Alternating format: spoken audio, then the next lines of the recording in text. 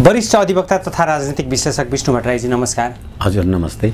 अब अहिले सरकार बन्नको लागि एक किसिमको सहमति पार्टी बीच जुट्न सकेको छैन। अब माओवादीले पनि एमालेसँग मिलेर सरकार बनाउने विकल्पमा अगाडि बढेको छ। माओवादीको यो रणनीतिलाई तपाईले कसरी हेर्नु भएको छ? पहिला यहाँबाट मैले सुरु गरे। पहिलो कुरा त मैले यो निर्वाचन हुँदादेखि होस् कि यो गठबन्धन हुँदादेखि होस् भन्ने गरेको छु कि यो संविधानको धारा 269 बमोजिम र संविधानको धारा 17 को 2 बमोजिम हरेक नागरिकलाई विचार र अभिव्यक्तिको स्वतन्त्रता हुन्छ र धारा 269 ले समान विचारधारा भएका राजनीतिक दलले आफ्नो विचारधारा जनतामा प्रस्तुत गर्ने र त्यस बमोजिमको काम कार्यवाही गर्ने स्वतन्त्रता हुन्छ र त्यस्तो काम कार्यवाहीमा प्रतिबन्ध लगाउने गरी बनेको जुनसुकै पनि ऐन कानुन खारेज हुन्छ भनेको छ। अहिलेको यो गठबन्धनको सरकारले सम्पूर्ण नेपाली जनताको विचार र अभिव्यक्तिको स्वतन्त्रतालाई बन्देज लगायो। म कांग्रेस मैले माओवादीलाई भोट हाल्नु पर्ने मेरो विचार होइन। म माओवादी मैले कांग्रेसलाई भोट हाल्नु पर्ने त्यो मेरो विचार होइन। त्यसै गरेर म राज संस्थावादी मैले गणतन्त्रवादीलाई भोट हाल्नु पर्ने। त्यसै गरेर गठबन्धनको नाउँमा यो अमुक गणतन्त्रवादी त्यसले राज संस्थावादीलाई भोट हाल्नु पर्ने। यो सम्पूर्ण कुराले गर्दा यो अराजकताको सिद्धान्तले निर्वाचनमा काम गर्यो र हाम्रो निर्वाचनलाई नियमन गर्ने नियामक निकाय जुन मैले संविधानको धारा 269 को कुरा गरेँ, त्यो निर्वाचन आयोगले यसरी जनताको विचार र अभिव्यक्ति स्वतन्त्रतालाई प्रतिबन्ध लगाउने राजनीतिक दलहरूलाई केही पनि गरेन भनेपछि साँच्ची भन्ने हो भने संविधान त यो निर्वाचनको वैधानिकताकै बारेमा पनि प्रश्न उठाउन सकिन्छ। अहिले तपाईले जिज्ञासा राख्नु भएको कुरालाई 2077 पुस 5 गते तत्कालीन प्रधानमन्त्री केपी शर्मा ओलीजीले प्रतिनिधि सभाको विघटन गर्दा चीनको परराष्ट्र मामिलाका विभाग प्रमुख केयू एचौ भन्ने मान्छे नेपाल आउनु भएर उहाँले पुष्पकमल दाहाल, केपी शर्मा ओलीजी लगायतका साम्यवादी शक्तिहरूलाई एक ठाउँमा आउनका लागि प्रयास गर्नुभयो र माधव नेपाल, केपी शर्मा ओली र पुष्पकमल दाहालले सार्वजनिक रूपमा भन्नुभयो कि हामी नेपालमा सी जिनपिङ विचारधारा बमोजिमको शासन सत्ता 10औं वर्ष चलाउँछौं भनेर भन्नुभयो। हालाकि बहुदलीय व्यवस्थामा सी जिनपिङको शासन सत्ता चलाउँछु भन्ने कुरै असंवैधानिक थियो, किनभने चीनमा त बहुलवादलाई सम्मान गरिदैन। तर के हो भनेदेखि त्यही सी जिनपिङ विचारधाराद्वारा हिँड्छौं भन्ने मान्छेहरू बाह्य शक्तिको प्रभाव होस् अथवा सरकारको नेतृत्व आलो पालो गर्ने केपी ओली र पुष्पकमल दाहालजीको समझदारीमा ब्रेक लागेको भन्ने, एकले अर्कालाई धोका दिएको कुरालाई भन्नुस्, आखिर साम्यवादीहरूले झन्डै 2/3 सरकारले प्रतिनिधि सभामा 2/3 आउने कम्युनिस्टहरूको प्रतिनिधि सभाले 5 वर्ष राज्य सत्ता सञ्चालन गरेन र परमादेशको जुन जे नौटंकी छ त्यो कुरा थाहा भयो। अब अहिले फेरि पनि नेपाली जनताले साँच्ची भन्ने हो भने यी राजनीतिक दलहरू कसैलाई पनि सरकार बनाउने, राज्य सत्ता सञ्चालन गर्ने अनुमोदन गरेन र नेपाली जनताले यति तरल प्रतिनिधि सभाको संरचना गरेका छन्, जतिसुकै खेर जुनसुकै खालको घटना दुर्घटना भएर यो प्रतिनिधि सभा डिजल्भ पनि हुन सक्छ, विघटनमा जान सक्छ। यसै कारणले गर्दा अब अहिले सरकार त बनाउने, निर्वाचनमा जाँदाखेरि अब अहिले साम्यवादीहरूको कथन, आफूलाई कम्युनिस्ट हुँ भन्नेहरूको कथन, जो गठबन्धनमा थिए काङ्ग्रेससँग, नेकपा माओवादी पनि भन्ने मत ट्रान्सफर भएन, किनभने काङ्ग्रेसलाई तपाईँले माओवादीमा भोट हाल भन्ने, कम्युनिस्टलाई तपाईँले काङ्ग्रेसमा भोट हाल भन्ने, अथवा कम्युनिस्टहरू त होइन हामीले मत ट्रान्सफर गर्छौँ भनेर गऱ्यौँ भने पनि काङ्ग्रेसहरूले त हामीलाई मत दिएनन् भने, माधव नेपालजीको पार्टीले पनि त्यही भन्यो। भनिसकेपछि अब विचार र अभिव्यक्तिको स्वतन्त्रताका कुरा गर्दा हिजो त तपाईँले आफ्नो राजनीतिक विचारधारा अन्तर्गत मत हाल्न पाउँदा कम्युनिस्टहरू झन्डै 2/3 आएका थिए। आज तपाईँ कम्युनिस्टहरूले, तपाईँ माधव नेपाल, तपाईँ पुष्पकमल दाहालजीहरूले काङ्ग्रेससँग सहकार्य गरेको कारणले गर्दा त कम्युनिस्टहरू त छेतविच्छेद भए नि। र अहिले के भन्न थाले भने अब विचार र सिद्धान्त पनि मिलेन, गठबन्धनलाई चाहिँ काङ्ग्रेसहरूले भोट पनि हालेनन् भने अब विचार र धारणा प्रणाली एउटामा विश्वास गर्ने, पात्र अर्को बन्ने अनि प्रवृत्ति अर्को खोज्ने गरेको कारणले गर्दाखेरि अब साम्यवादीहरू होइन, हिजो सी जिनपिङ विचारधाराद्वारा हामी राज्य चलाउँथ्यौँ भन्थ्यौँ, यस्तो परिस्थिति थियो। त्यसै कारणले गर्दाखेरि निर्वाचनमा पनि हामीलाई काङ्ग्रेसले सकारात्मक सहयोग नगरेको कारणले हामी बेग्लै समीकरणमा जान्छौँ भन्ने कुरा स्वाभाविक हो।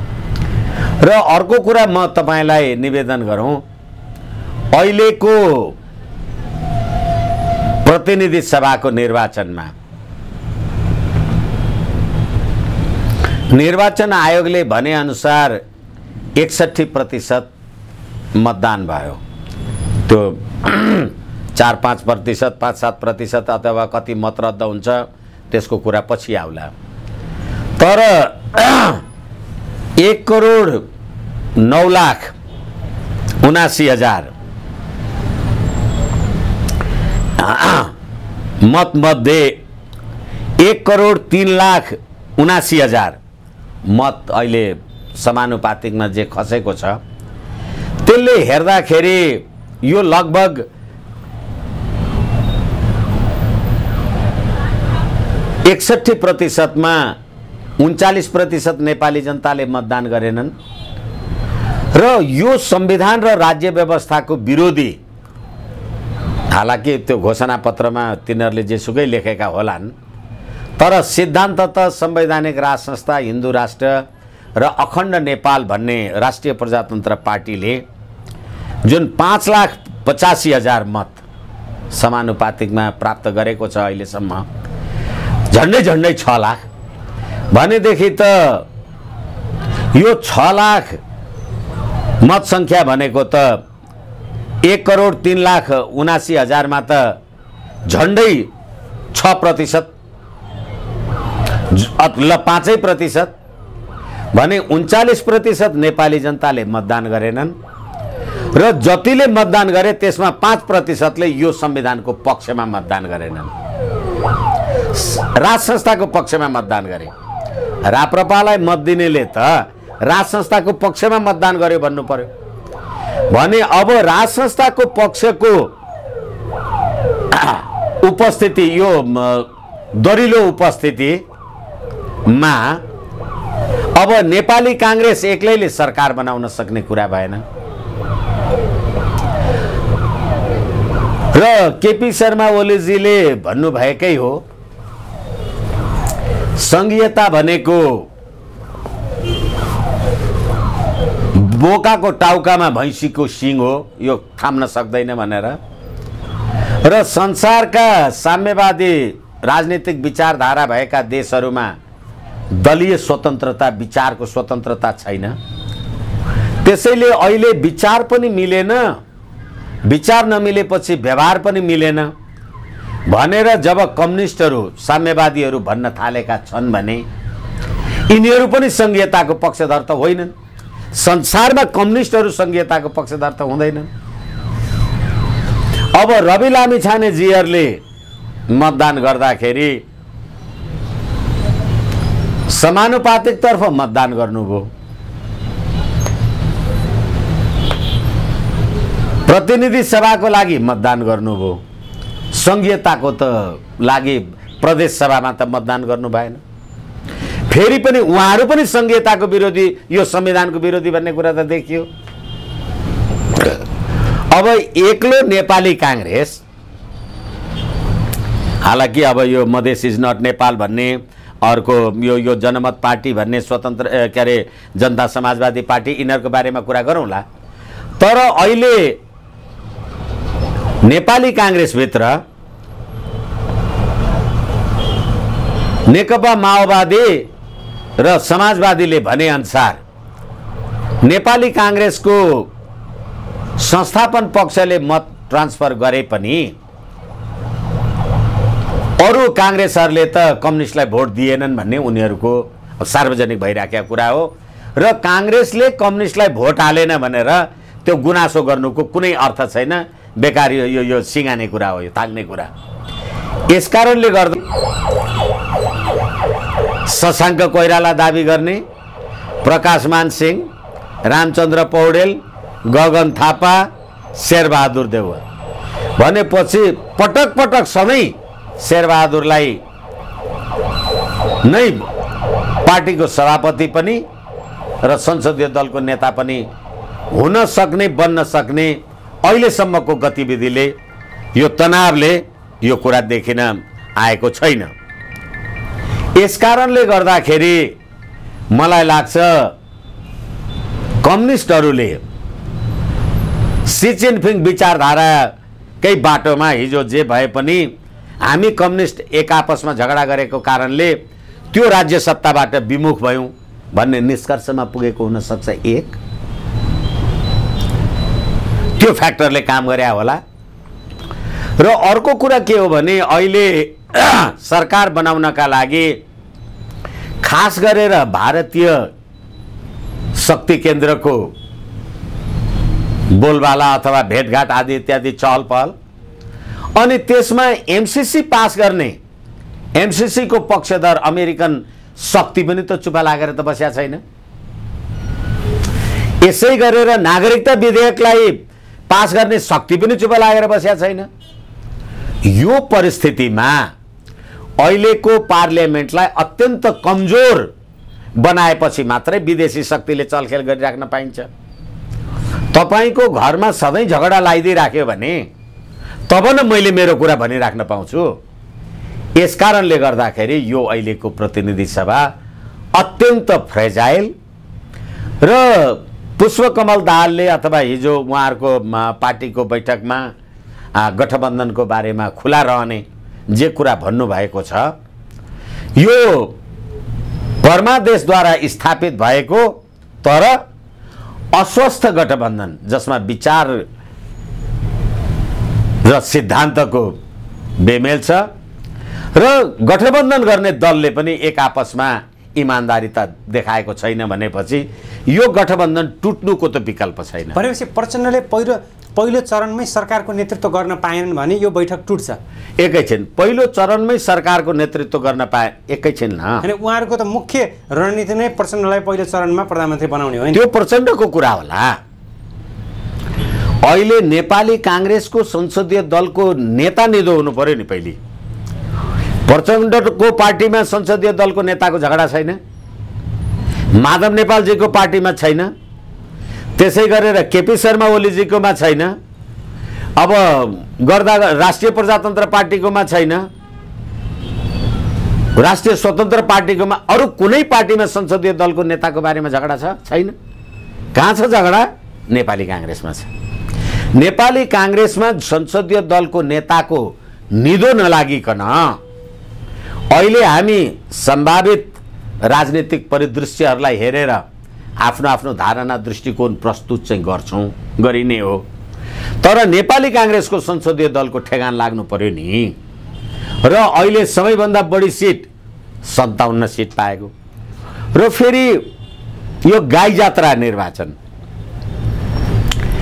275 को पार्लियामेन्टमा 165 जनाको प्रत्यक्ष निर्वाचित हुने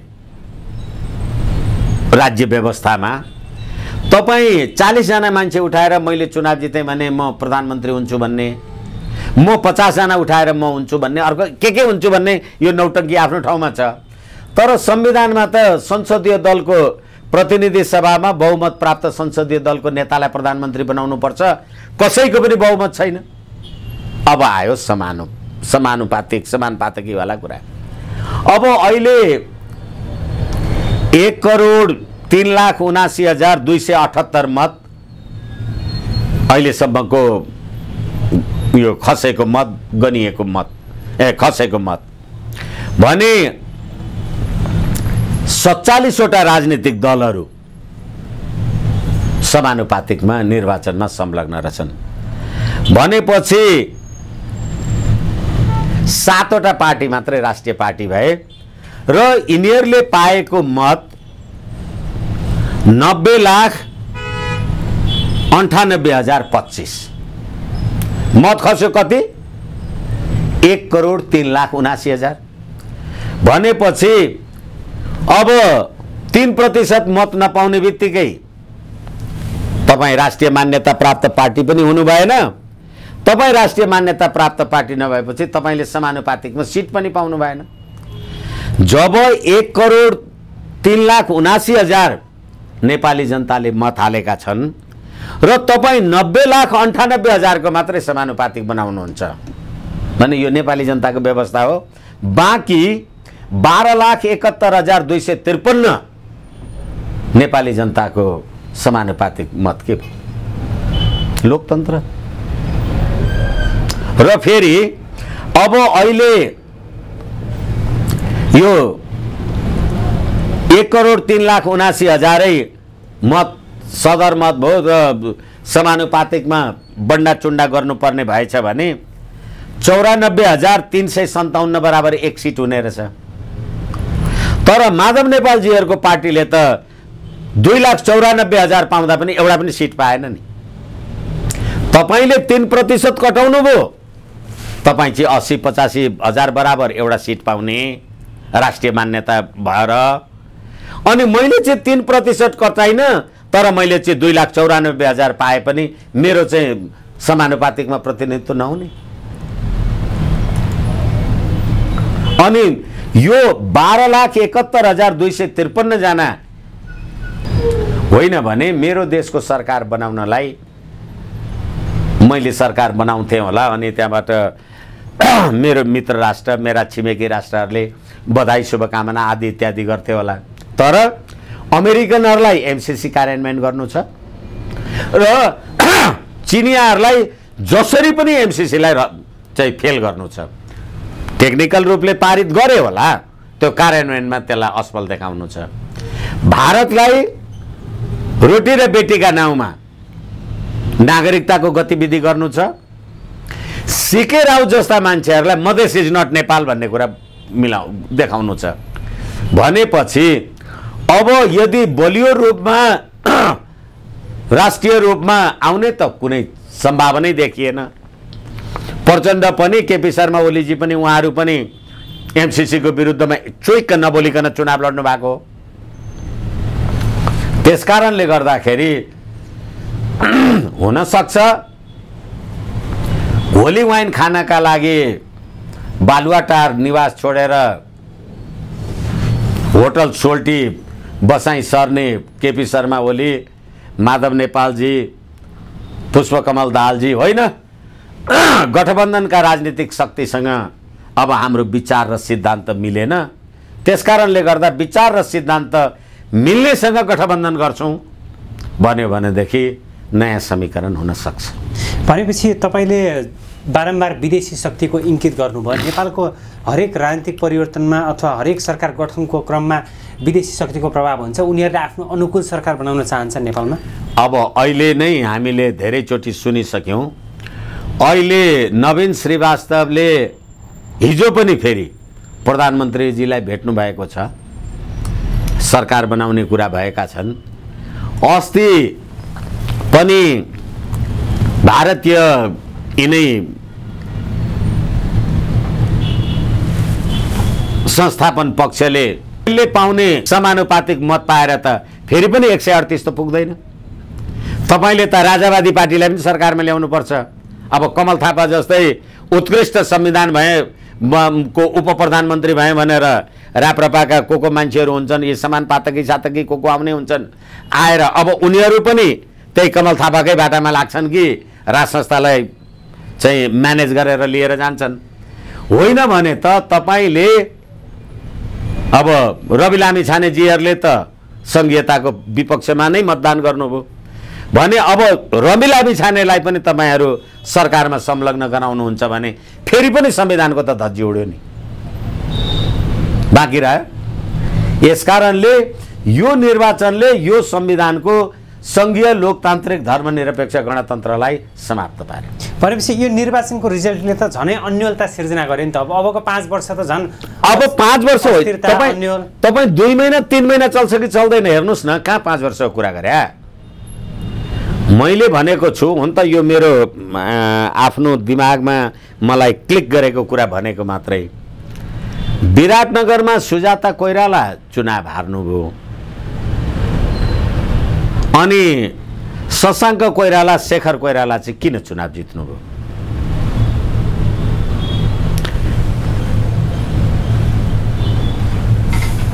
पुष्पकमल दाहालजीले चितवन गएर तनहुँ गएर अबको प्रधानमन्त्री रामचन्द्र पौडेलजी भनेर आदि इत्यादि भाषण तासन जे गर्नुभयो। पुष्पकमल दाहालजीले के पनि भन्नुभयो भने गिरिजाप्रसाद कोइराला र मेरो बिचमा त उहाँले हँसिया हथौडामा र मैले रुखमा भोट हाल्ने सहमति भएको भनेर सार्वजनिक भएकै कुरा हो। अनि त्यसै कारणले बिपी कोइरालाले भन्नुहुन्थ्यो राजाको गर्दन तल र मेरो गर्दन माथि छ। गिरिजाप्रसाद कोइरालाले के भन्नुभयो भने राजाको गर्दन छिनाएर आफू राष्ट्रपतिको गर्दन बनाउने कुरा गर्नुभयो। अहिलेको निर्वाचनमा राष्ट्रिय प्रजातन्त्र पार्टीलाई झन्डै 6 लाख समानुपातिक मत दिएर सशक्त पाँचौं पार्टी प्रतिनिधि सभामा राष्ट्रिय पार्टीको रूपमा नेपाली जनताले पठाए अनि गणतन्त्रको नायक हुँ भन्ने गिरिजाप्रसाद कोइरालाको छोरी चाहिँ चुनाव हार्नुभयो। अनि संवैधानिक राज संस्था अविच्छिन्न हो भन्ने बिपी कोइरालाको सन्तति चाहिँ चुनाव जित्नुभयो नि। त्यसले गर्दा पनि गणतन्त्रको जग कहाँ हल्लिएको छ र जो चुनाव जितेर आउनुभयो उहाँहरूले चाहिँ अब नेपाली कांग्रेसको संसदीय दलको नेता तपाईँ छोड्नुपर्छ भनेर चुनौती दिइराख्नु भएको छ भने यो इक्वेसनले यो थिङ्किङले पनि काम गर्यो भने यो पनि एउटा विचार हो भने यो पार्लियामेन्ट कतिन्जेल टिक्ला।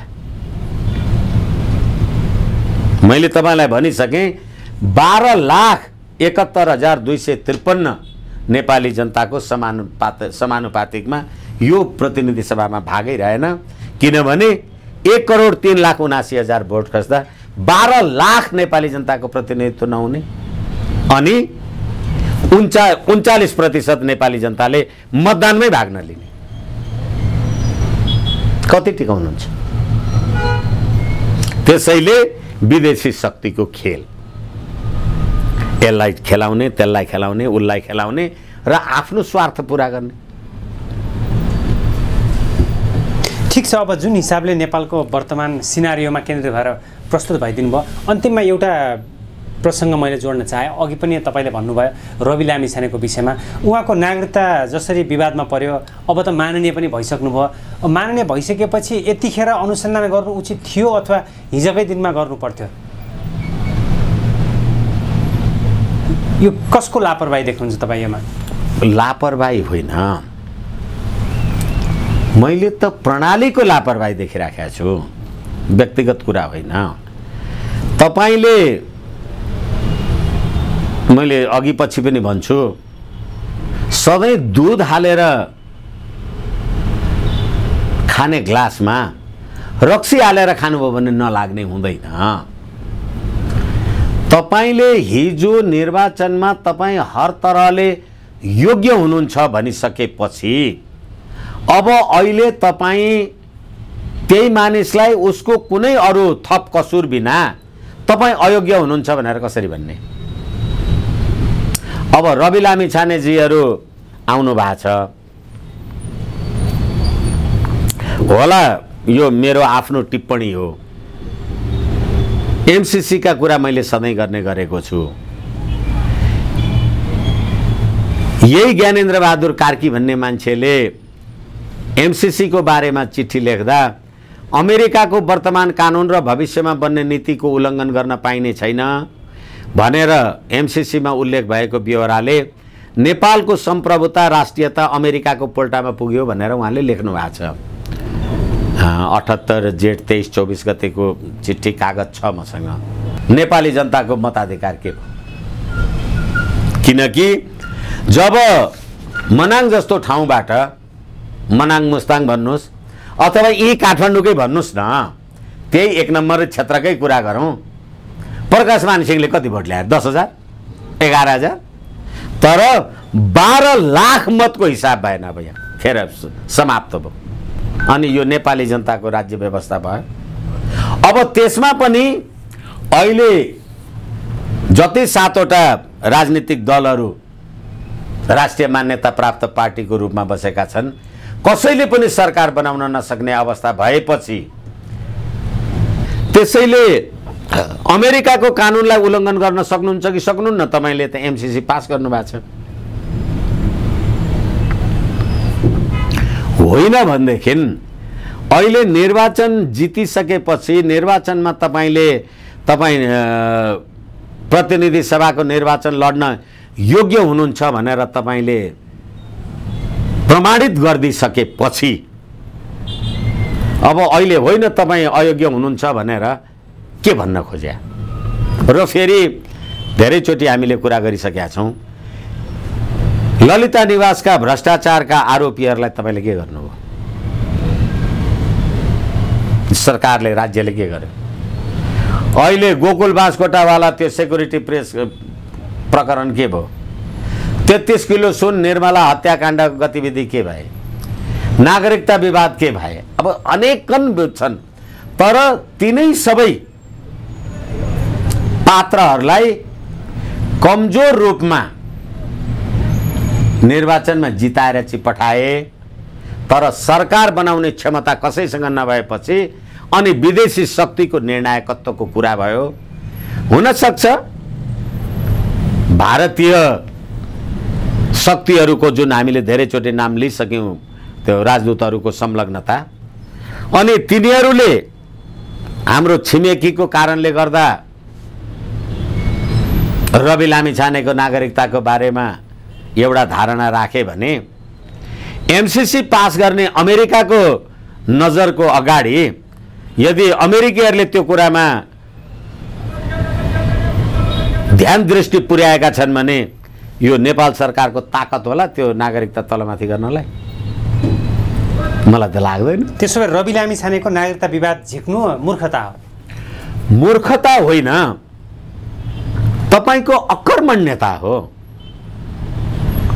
तपाईँ चुनावमा उम्मेदवारै हुन अयोग्य भएको मान्छेलाई योग्य छस् भनेर प्रमाणपत्र दिने, भ्रष्टाचारीलाई तपाईँ, म त लोकतान्त्रिक पार्टी नेपाली कांग्रेस भन्ने जो पार्लियामेन्टमै पस्न पाउँदैन त्यसलाई तपाईँ टिकट दिने, अर्को पुलिसै मारेर लक्ष्मी महतो कोइरी पुलिसै मारेर कर्तव्य ज्ञान मुद्दाको फरार अभियुक्त भएको मान्छेलाई तपाईँ एमाले टिकट दिने, मधेस इज नट नेपाल भनेर भन्ने सिके राउतलाई आउने बित्तिकै तपाईँ हात मिलाउने एउटा सिटको भए पनि। अब अरू समानुपातकी के आउलान् आफ्नो ठाउँमा छ भनेदेखि यो सम्पूर्ण राज्य प्रणालीले गरेको कुरा हो, यो मूर्खता होइन। अब यदि उहाँले दोहोरो नागरिकता राखेको ठहरिएमा कस्तो कारबाही हुन्छ? एउटा रद्द हुने न, संसद पद नै जान्छ होइन, एउटा रद्द हुने न हो, हैन संसद पद जाने होइन, सांसद पद तपाईले कसरी समाप्त गर्नुहुन्छ? दोहोरो नागरिकता लिएको रहेछ भने सांसद पद समाप्त हुन्छ भन्ने के छ? कहीँ छ त्यस्तो? तपाईले नेपालको नागरिक अमेरिकाको नागरिकता छँदा छँदै त्यसलाई नेपालमा आएर अमेरिकाको नागरिकता त्यागेर पहिलेकै आफ्नो नागरिकता अध्यावधिक नगरेको न हो। अध्यावधिक नगर्नु र नागरिकै नहुनु त फरक होला नि त। राजेन्द्र महतोको नागरिकता के हो? तपाईँ नेपाली त हो। र फेरि अब रविजीहरू हाला, अब उहाँहरू के गर्नुहुन्छ मलाई मेरो चासोको विषय होइन। तपाईँ पार्लियामेन्टमा पुग्नु भएको छ, तपाईँ त कानुन बनाउने ठाउँमा पुग्नु भएको छ। त्यो नेपाल नागरिकता ऐन 2063 को दफा 10 को व्यवस्थै खारेज गरिदिनु भयो, के हुन्छ?